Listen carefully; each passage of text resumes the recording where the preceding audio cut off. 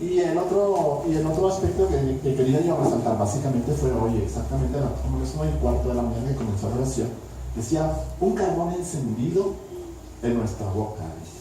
Estaba hablando de la palabra. Recuerden cuando Dios le habla al profeta y le dice que va a poner un carbón, iba a poner su palabra en la boca, iba a ser dulce como la miel, dice. Pero cuando lo hubiéramos comido, cuando llegara a nuestra entraña, estoy diciendo lo que le dijo al profeta, pero que también lo dice a nosotros, decía, amargo como la hielo, como el ajenjo. Es dulce a nuestro paladar, pero amargo en nuestro interior, porque arranca de arriba, destruye y quita cosas de nuestra vida natural. Y eso no es tan dulce, ¿verdad? Pero nos limpia. Nos limpia. Por eso es. ¿Qué sucede? Así es de que hoy vamos a revisar esta lección, básicamente, que se refiere a las iglesias del Apocalipsis.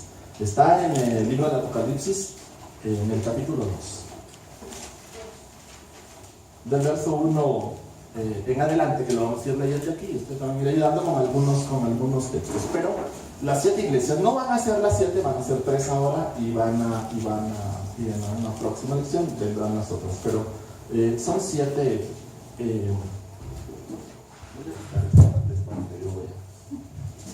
Bueno, 7 iglesias del Apocalipsis. Esta imagen corresponde básicamente al imperio romano. Durante este tiempo, toda esta región correspondía al imperio romano. Roma gobernaba y dirigía en esta región. Las iglesias se encontraban en esta parte exactamente, que hoy es Turquía, y eran ciudades, estas 3 primeras que nosotros vamos a leer hoy, se encontraban a la orilla del mar. El resto estaban un poco más lejos del mar, no tenían entrada, pero las primeras 3 sí. Y eran las 3 ciudades más importantes realmente del imperio. Los emperadores en Roma básicamente habitaban en estas 3 regiones, decidían vivir aquí. Van a ver ustedes por qué, realmente interesante, porque eran ciudades muy prósperas, eran ciudades muy poderosas, muy ricas, realmente lo que hacían. Estas ciudades, aquí había de todo, aquí había comercio, aquí había negocio, aquí había de todo. Eran los puertos de embarque principalmente para esta región del Asia Menor.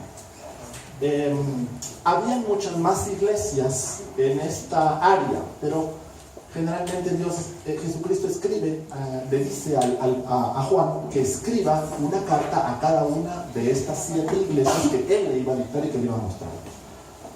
Juan entonces escribe las cartas dictadas por Jesucristo y lo hace en una isla por acá, que es la isla de Patmos, aquí.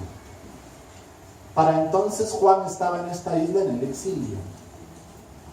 Haber estado en el exilio en la isla de Patmos era una isla que tiene 15 kilómetros de longitud y tiene 8 kilómetros de ancho.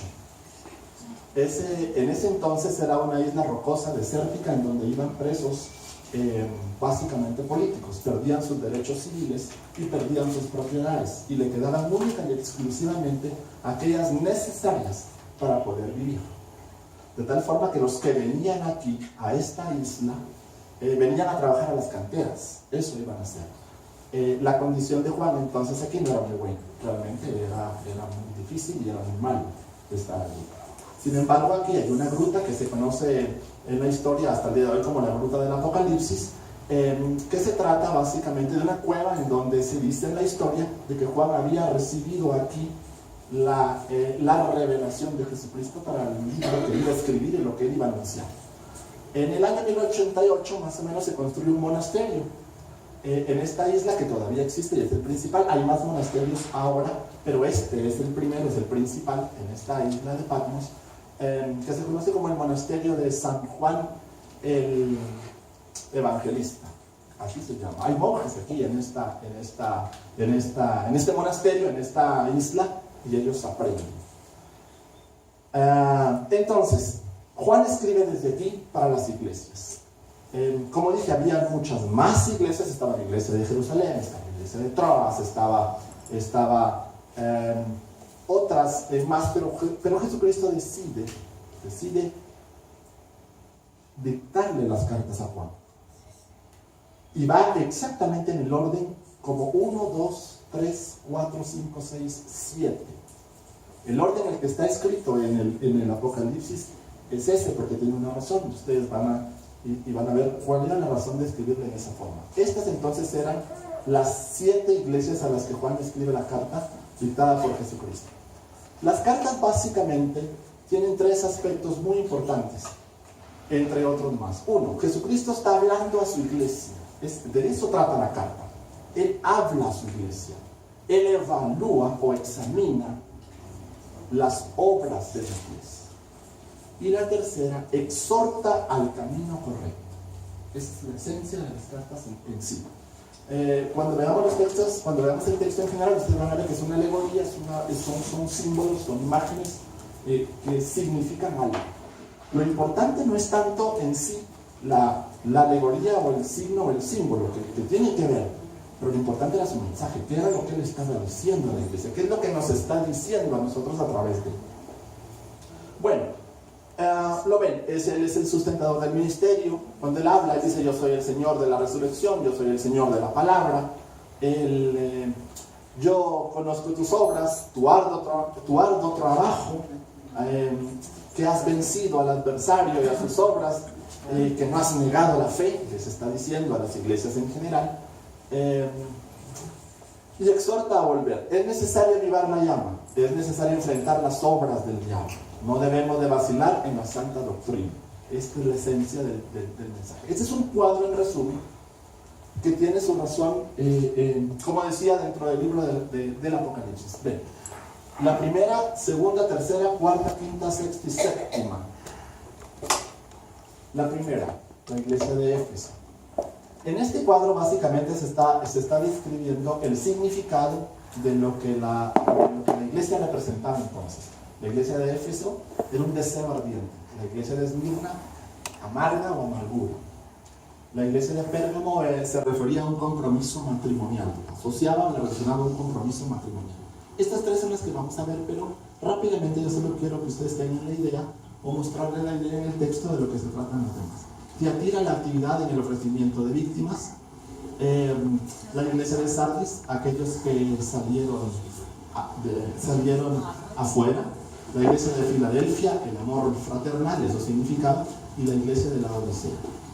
Esta primera iglesia estaba relacionada con el aspecto apostólico, la iglesia de los apóstoles, la primera, la número 1, donde comienza la iglesia en el año 30 al 75. Esta iglesia comienza con un aspecto histórico apostólico. Esos son los apóstoles que vienen y comienza el trabajo de la iglesia en esos tiempos. Para la siguiente fase o la siguiente área de la iglesia se refiere a su persecución. Después la iglesia pasa por un periodo de corrupción de la iglesia con el paganismo, después el auge y la supremacía del catolicismo, la reforma de la iglesia. Ven, ya para los años 1517, 1550, después la iglesia tiene un auge misionero en el 1750 al año 1900, y hoy, del año 1900 hacia nuestra era, estamos viviendo un periodo en la historia de una iglesia relacionada a la apostasía.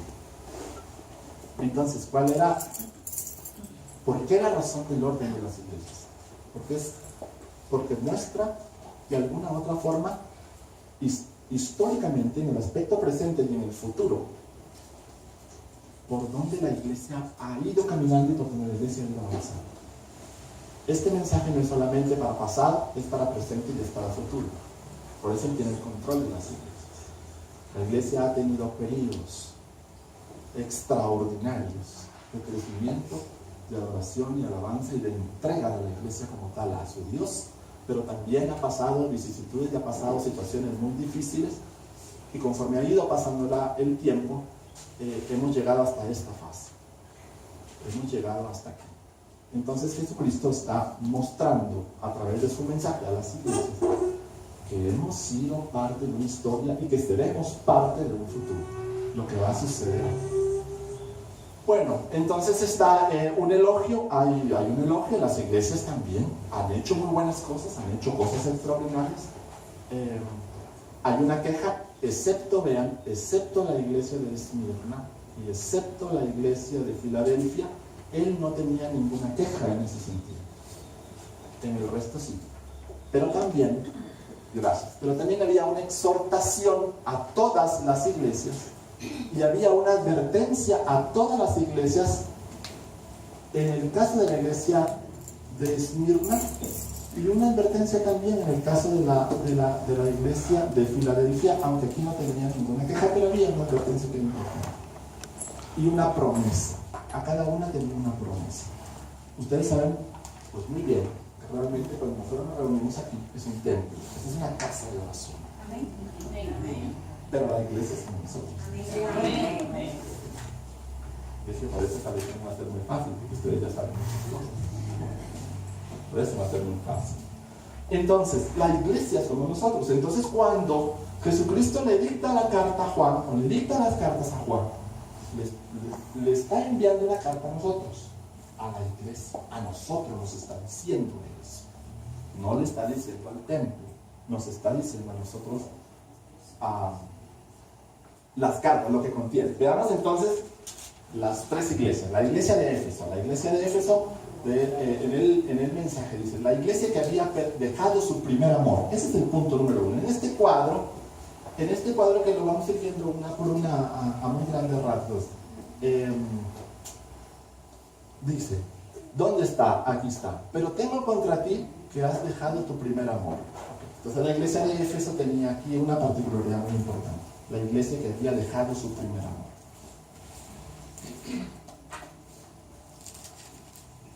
Éfeso era una de las ciudades más importantes, era el puerto de embarque principal en esta región del Imperio Romano. Era muy importante, estaba ubicada estratégicamente en una posición que tendía a realizar una actividad industrial muy importante. Había muchos negocios, era una ciudad muy próspera, era una ciudad en donde había mucho movimiento como tal. De hecho, hay algunos edificios y algunas calles construidas de mármol incluso. Hay unas calles, dice en la historia en Éfeso, que todavía existen hasta el día de hoy, que tienen forma de una cruz. Las calles tienen una forma de una cruz. Y esa forma de cruz es una representación de los evangelistas.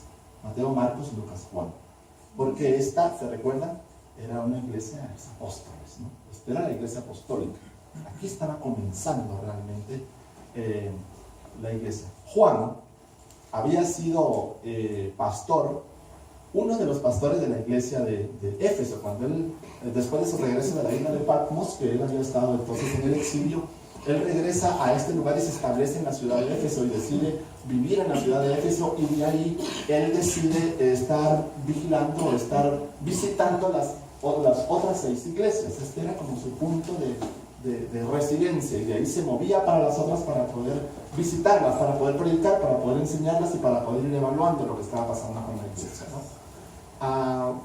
Juan tenía una particularidad. Juan fallece aquí en la isla Juan fallece aquí en Éfeso y es enterrado en Éfeso. Uno de los principales pastores que tenía en ese tiempo entonces la iglesia. Juan era conocido como el hijo del trueno. Ese era su sobrenombre. ¿Alguien sabe por qué le decían por sobrenombre el hijo del trueno? Tenía un carácter muy fuerte. Él tenía un carácter muy fuerte. De hecho, uno de los 4 apóstoles que estuvieron con Jesús y que a él le constaba realmente la resurrección, él había estado con Jesús en Israel, él lo conocía perfectamente. Él era uno de los 4, Mateo, Marcos, Lucas y Juan. Él era uno de ellos. Y él había recibido la enseñanza de él. Entonces, era alguien que influía mucho por su carácter y por su forma de ser. Eso hacía Juan. Entonces es conocido como el sobrenombre, como el hijo del trueno. Alguien con un carácter muy recio y muy fuerte. La ciudad de Éfeso tenía algunas de sus particularidades, como todo en el mundo típico, clásico del Imperio Romano en ese sentido. Ustedes saben que Roma era politeísta, tenía muchos templos y tenía muchos dioses. Así era Roma. Así era. La misma Roma que había o que tenía sometida a Israel en el tiempo de Jesús. ¿Recuerdan entonces por qué Jesús, Juan el Bautista le manda a decir a Jesús, le manda a preguntar a Jesús? ¿eres tú el Mesías a quien esperamos? ¿O debemos de esperar a otro? Entonces decía, pero ¿por qué eres tú o debemos de esperar a otro? Ellos esperaban a un caudillo que pudiera libertar al pueblo de la opresión de Roma. Esperábamos a alguien en esa historia que viniera con una espada y que viniera con armas y que montara un ejército y que nos libertara al pueblo de Israel de la opresión y del abuso de Roma. Y entonces Jesús se demanda responder: díganle que los ciegos ven, los muertos resucitan, los enfermos se sanan. Esa es mi contesta. No, yo no vengo con espada, ni vengo con soldados, ni vengo con ejércitos. Yo vengo a libertar al pueblo, su corazón y su alma. Eso vengo a hacerlos libres. De Roma, hacerlos libres. Eso vengo. Bueno, entonces había en esta región, había en esta ciudad de Éfeso templos romanos, templos griegos incluso. Había uno, el templo de Artemisa o de Diana, es exactamente el mismo. Los griegos lo conocían como el templo de Artemisa y los romanos lo conocían como el templo de Diana. Era el mismo, lo único es que los nombres, a ellos le daban su nombre, fuera Grecia o fuera Roma. Una de las 7 maravillas del mundo, es extraordinario, históricamente hablando, y daba el nombre a Éfeso como la guardiana de la ciudad de Éfeso. Este era un templo realmente donde venían a buscar alivio a las enfermedades de las mujeres. Estaba relacionado realmente con los nacimientos, estaba relacionado con la fertilidad, muy semejante a la diosa cananea de la fertilidad Acera. Estos eran muy parecidos, pero la gente venía aquí buscando un alivio a su enfermedad. La gente venía aquí buscando realmente aspectos que en su vida que los hiciera salir adelante en sus dolencias, en su enfermedad como tal. Había obviamente una superstición y ocultismo en la ciudad de Éfeso en relación a los dioses, ¿no? Ofrecían sacrificios, ellos venían, ofrecían holocaustos, ellos traían ofrendas, ellos venían aquí a adorar a un dios de minúsculo. El pueblo venía aquí a hacerlo, y la iglesia estaba en medio de esta ciudad. Allí estaba. Pablo visita 2 veces Éfeso, a finales de su segundo viaje misionero, aquí en Hechos 18 lo describe, y durante su tercer viaje que funda la iglesia de Éfeso. En el tercer viaje funda la iglesia. Aquí hubo un gran problema y una gran revuelta entre la ciudad de Éfeso, porque a medida que el evangelio comienza a crecer y a mostrar al mundo, a la gente, que había un Cristo, que había alguien que había pagado por nuestros pecados y que podíamos ahora ser libres, entonces comienza a crear una revuelta dentro de la sociedad de la ciudad de Éfeso, y entonces aquellos fabricantes de ídolos se ven amenazados por perder su negocio. Entonces estaba el pueblo cristiano comenzando a conquistar aquella ciudad perversa, aquella ciudad pervertida, idólatra, y pues que iba en contra totalmente de lo que Jesucristo nos había enseñado. Recuerden que en este libro de Apocalipsis realmente ya no estamos hablando de un Jesucristo en una cruz que va a morir y que va a resucitar. Aquí estamos hablando de un Jesucristo glorioso, alguien que ha vencido, alguien que está sentado en el trono, alguien que espera volver pronto, alguien que vendrá pronto. Entonces aquí estamos hablando de un Jesucristo que viene por su novia, que viene por su iglesia, que viene a vivir con ellos, que quiere estar con ellos. Nosotros ya no digamos, por supuesto. Bueno, la carta es esta. El mensaje de la iglesia. Dice: escribe al ángel de la iglesia de Éfeso, el que tiene las 7 estrellas a su diestra, el que anda en medio de los 7 candeleros de oro, dice esto: yo conozco tus obras y tu arduo trabajo y paciencia, y que no puedes soportar a los malos, y has probado a los que se dicen ser apóstoles y no lo son, y los has hallado mentirosos, y has sufrido y has tenido paciencia y has trabajado arduamente por amor de mi nombre y no has desmayado. Pero tengo contra ti que has dejado tu primer amor. Recuerda por tanto de dónde has caído, y arrepiéntete y haz las primeras obras, pues si no, vendré pronto a ti y quitaré tu candelero de su lugar si no te hubieras arrepentido. Pero tienes esto, que aborreces las obras de los nicolaitas, las cuales yo también aborrezco. El que tiene oído, que oiga lo que el Espíritu dice a las iglesias. Al que venciere, le daré a comer del árbol de la vida, el cual está en medio del paraíso de Dios. Esta es la carta que escribe Juan, dictada por Jesucristo. Entonces, ven. Escribe al ángel de la iglesia de Éfeso. Escribe al ángel. Está diciendo a Juan que escriba al ángel. El ángel entonces es. En la literatura y en el texto todos predominantemente se inclinan al pastor, pero también pudo haberse referido a un profeta o a un anciano. El punto era que era la máxima representación de la iglesia como tal en este momento. A él le iban a escribir la carta.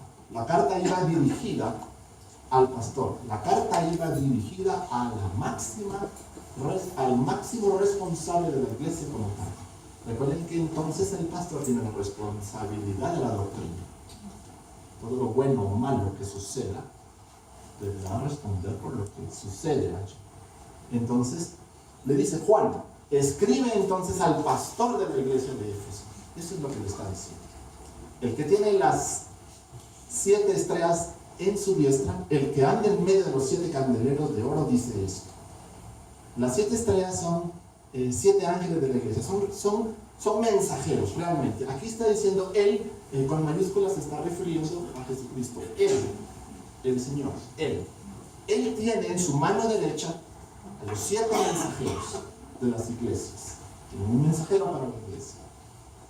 Él va a determinar entonces el destino de las iglesias. Él tiene en su mano el control absoluto y total de la iglesia. Los 7 candeleros son las 7 iglesias. Esos son, los 7 candeleros de oro son las iglesias. La iglesia entonces es la luz en medio de la ciudad. Eso es lo que están diciendo. Yo conozco tus obras y tu arduo trabajo y perseverancia, y que no puedes soportar a los malos, y has probado a los que se dicen ser apóstoles y no lo son, y los has hallado mentirosos. Las obras que hacía la iglesia, básicamente la iglesia hacía una obra muy importante dentro de la ciudad de Éfeso. Ellos se encargaban de brindar apoyo y ayuda a los huérfanos, a las viudas y a los pobres. Y ellos trabajaban muy arduamente o muy duramente y perseveraban en el trabajo. La iglesia tenía una proyección en la sociedad. La iglesia ayudaba a los necesitados. La iglesia ayudaba al pueblo. Había hambre, había necesidad, había de todo, y la iglesia trabajaba y se esforzaba, y la iglesia hacía la obra en ese sentido. Entonces, por eso le dice, yo conozco tus obras. Es un trabajo arduo, te cansas y perseveras. Haces un buen trabajo. Haces un buen trabajo a tu prójimo. Haces un buen trabajo. Recuerden que el segundo mandamiento más importante es: y amarás a tu prójimo como a ti mismo. Entonces, ellos estaban haciendo el trabajo. No puedes soportar a los malos, ya has probado a los que te dicen ser apóstoles. Durante este tiempo había muchos pastores itinerantes. Ellos predicaban en las diferentes iglesias en estas 7 iglesias. Ellos iban pasando de una iglesia a otra y predicaban, pero dentro de estos también había algunos que se habían infiltrado y que enseñaban doctrinas que no estaban conforme a la palabra de Dios. Eran personas que enseñaban cosas que realmente no era lo que decía la Escritura. Ellos interpretaban o hacían una interpretación de la Escritura que realmente no era espiritualmente legítima, no era pura, no era verdadera, no era una enseñanza inspirada realmente por Dios mismo o por su Espíritu ya en nosotros. Juan está escribiendo estas cartas alrededor del año 95 después de Cristo. Entonces las cartas eran el medio de comunicación dentro de todas estas regiones. Ellos escribían y su forma era esa, de comunicarse con otros a través de las cartas. Entonces había unos a los que se hace mención como aquellos lobos rapaces, aquellos que se disfrazan de ovejas para engañar y para ocultarse dentro del pueblo, ¿no? Entonces distorsionaban la verdad de los discípulos.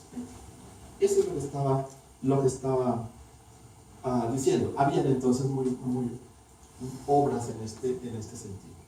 La iglesia tenía un discernimiento y una sabiduría espiritual extraordinaria. Recuerden que ellos tenían pastores realmente muy buenos en la enseñanza, muy buenos en la doctrina. Gente, cuando digo muy buenos me estoy refiriendo a personas que tenían realmente una relación con Dios.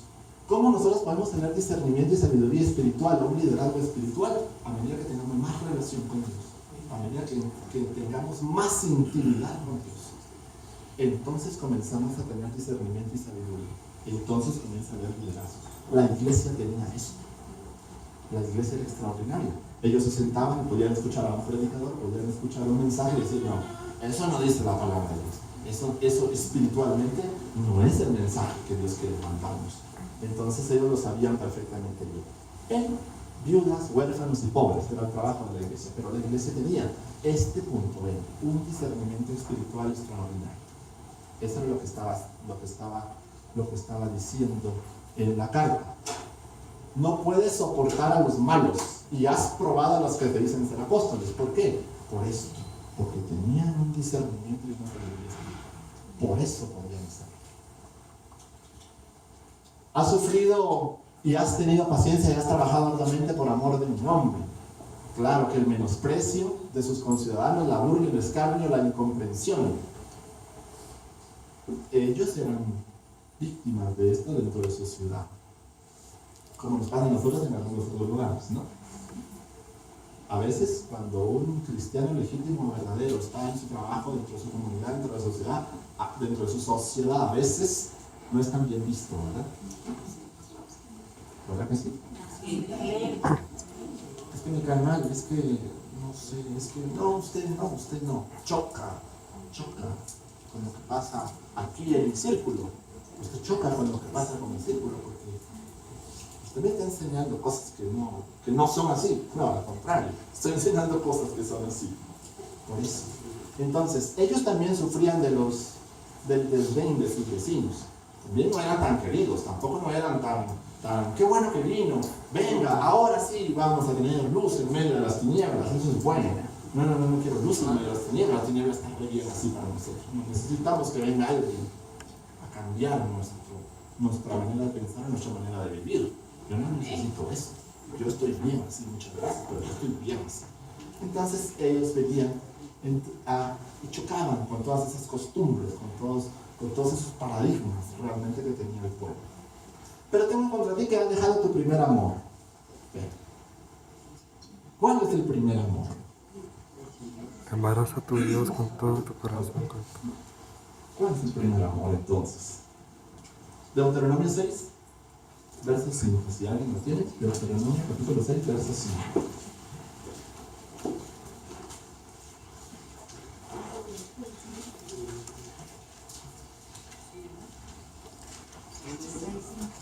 Amén. Y amarás a Jehová tu Dios de todo tu corazón y de toda tu alma y con todas tus fuerzas.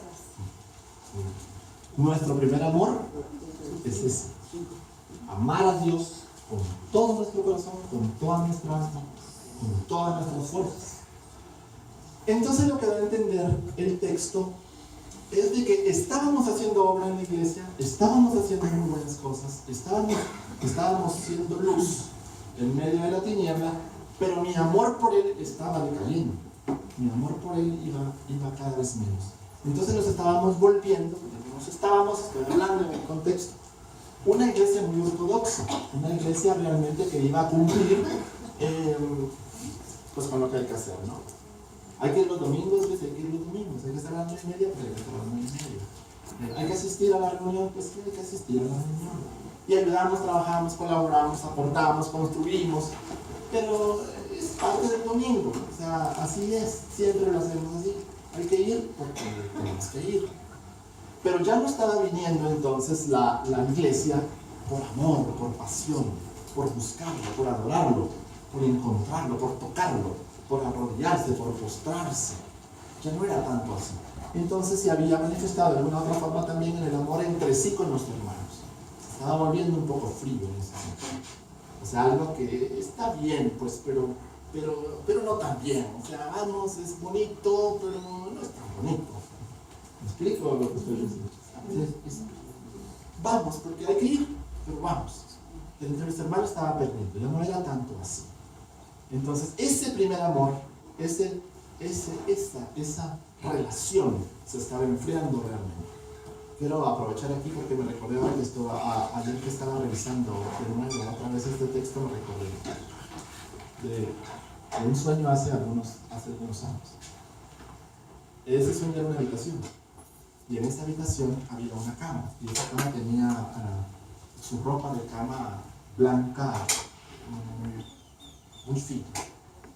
Y ahí había sentada, a la orilla de la cama había sentada una mujer. La mujer era extraordinariamente bella, realmente. Y a la par de ella había un hombre joven, extraordinariamente bello. Y ambos, a la orilla de la cama, sentados a la orilla de la cama, se abrazaban, y él le tocaba el cabello y el rostro y los brazos y las manos.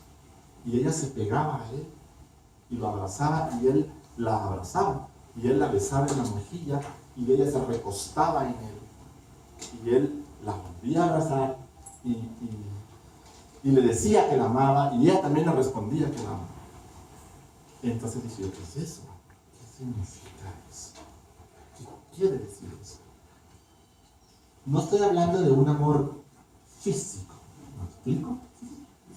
No estoy hablando de eso. Estoy hablando de algo mucho más poderoso que eso.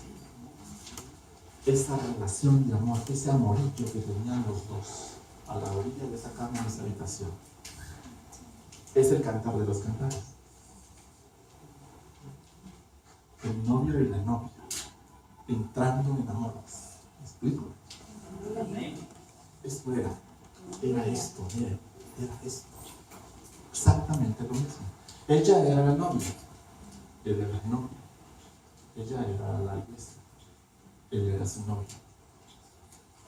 Eso significa, eso quería decir en esa interpretación, y yo me recordé, porque ese es el amor realmente que Dios nos está diciendo. Entremos en amores con Él. Cerremos la puerta, encerrémonos y entremos en amores con Él. Entremos. Recuerda, por tanto, de dónde has caído y arrepiéntete ya de las primeras obras. ¿De dónde has caído? ¿Recuerdas cuando te convertiste? ¿Recuerdas cuando el fuego, cuando el amor fluía por tu vida misma? ¿Te recuerdas de ese tiempo? ¿Recuerdas cuando viniste el primer día? ¿Recuerdas cuando realmente pasó eso? ¿Por qué ahora ya no es igual? ¿Por qué ahora es más frío? ¿Por qué ahora estás más lejos? ¿Por qué ahora estás más distante? Recuerda de dónde has caído. De ese primer amor está haciendo mención. Pero arrepiéntete y haz las primeras obras. Volvamos a hacer otra vez las obras por amor. Por amor. Por eso. Esa es la llamada de atención aquí, ¿no? Vuelva. Si no te arrepientes, vendré pronto a ti y te quitaré tu candelero. Se morirá la iglesia. Yo me voy a apagar. Mi luz se va a apagar. Entonces yo, como iglesia, me voy a quedar en tinieblas. Me voy a quedar a oscuras que no voy a poder ver. Esto es lo que le está diciendo. Si no lo haces, si pierdes tu primer amor, te apagarás. Se apagará tu luz. Pero tienes esto que aborrece las obras de los nicolaitas, las cuales yo también aborrezco. Los nicolaitas se refería a una doctrina. Dentro de la iglesia de Éfeso también habían, como habíamos dicho, personas que traían de alguna otra forma enseñanzas que no estaban conforme a la voluntad de Dios. Estaban enseñando doctrinas que no estaban en la palabra de Dios. No era real esto como tal, no era verdad. Entonces algunos se convertían entonces en una herejía. Podíamos nosotros comer comida ofrecida a los ídolos, y a la inmoralidad sexual también era permitido. Entonces, habían ciertas enseñanzas, ven, que nosotros podíamos recibir dentro de la iglesia. El discernimiento espiritual de la iglesia era tan bueno que podíamos saber. Por eso, el que dice, rechazas la enseñanza, la doctrina de este grupo. Los nicolaitas eran un grupo en la iglesia primitiva que procuró llegar a un acuerdo con el paganismo, con la sociedad, con el pueblo de Éfeso, a fin de que los cristianos pudiesen tomar parte sin problemas en alguna de las actividades sociales y religiosas de esa sociedad tan compacta en la que se encontraban. Ellos se denominaban líderes e imponían a las personas con quién se iban a casar, dónde iban a vivir y qué es lo que tenían que hacer. Entonces, estos nicolaitas, este grupo, venía y decía, si ustedes quieren tener parte dentro de la sociedad, si ustedes quieren ser parte de ciertas actividades sociales, tienen que hacer ciertas cosas que nosotros hacemos allá en la sociedad. Si ustedes quieren ser partícipes de los beneficios que ofrece el pueblo, tienen que ceder a ciertas o determinadas condiciones que nosotros ponemos. Entonces, en un momento determinado lo que íbamos a hacer era entrar en un yugo desigual con ellos, ¿no? Una mitad adentro y la otra mitad afuera. Si yo quiero algo afuera, tengo que ser como ellos. Pero cuando yo venía aquí, tenía que ser como ustedes. Así era lo que estaba enseñando aquí. Entonces decía, bueno, no tiene nada de malo, si queremos tener algo afuera, tenemos que ceder a las cosas, ¿no? Y Balaam, que hace mención, básicamente se recuerdan, era un profeta, que realmente lo que había hecho es, bueno, podía profetizar, lo mandaba a llamar al rey y dice, profetiza, maldice a ese pueblo, y te voy a pagar por eso, te voy a compensar por eso. Entonces, Balaam era un profeta realmente que vendía una profecía a cambio de cosas, ¿no? Eso era lo que venía haciendo Balaam. Entonces, estos también enseñaban de alguna u otra manera a la iglesia o a la congregación, introducían mensajes que no eran la voluntad de Dios, introducían mensajes que no estaban escritos allí, como estos. El que tiene oído que oiga lo que el Espíritu dice a la iglesia.